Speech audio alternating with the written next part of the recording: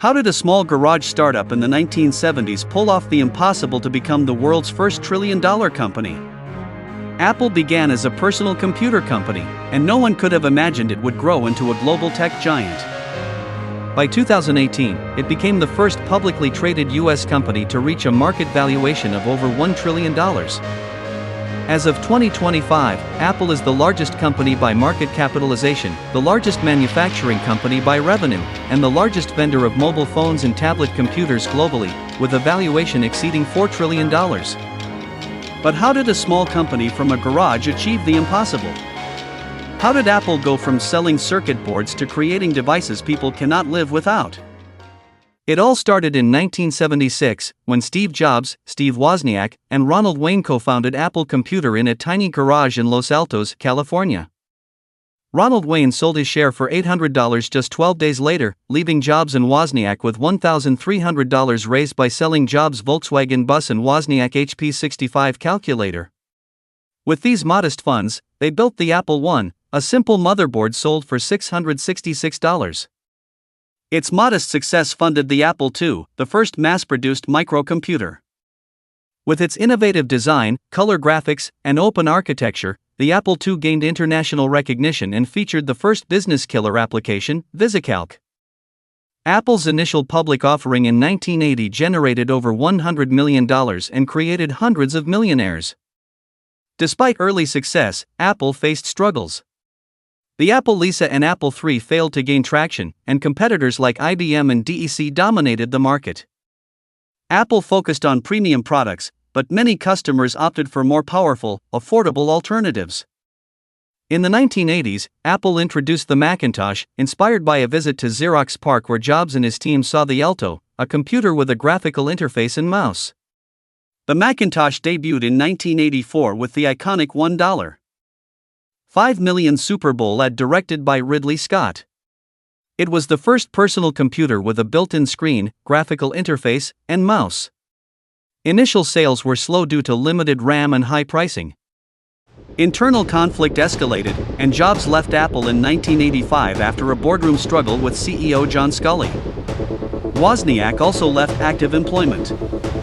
Under Sculley, Apple released innovations like the LaserWriter and helped create the desktop publishing market, but competition from cheaper Intel-powered PCs running Microsoft Windows caused Apple to lose market share.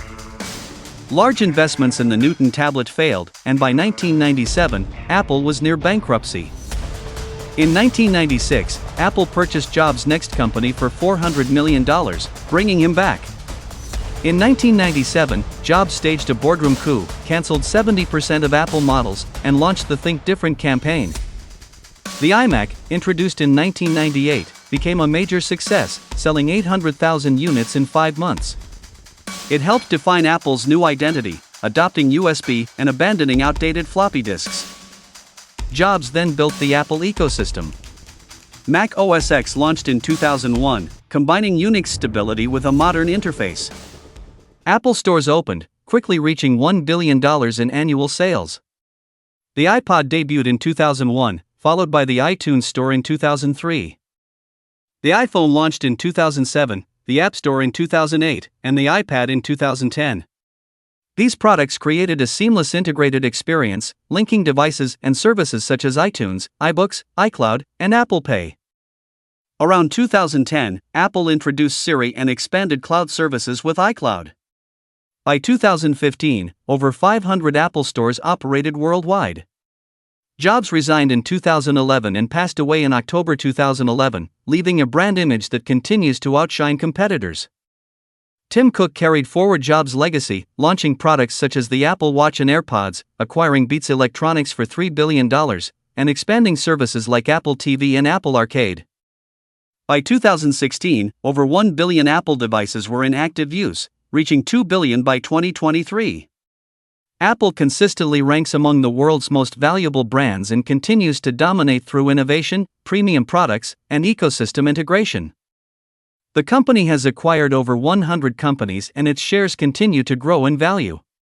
Criticisms exist regarding labor practices, environmental policies, and corporate ethics, but Apple remains a symbol of vision, strategy, and perseverance.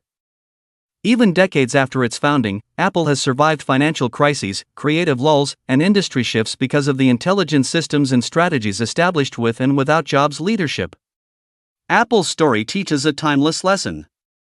Success is not only about products, it is about shaping desire, building ecosystems, and delivering experiences people cannot resist. Vision, discipline, and innovation can turn what seems impossible into reality. What idea are you building? What vision can you pursue that the world cannot yet see? The future belongs to those who see it first.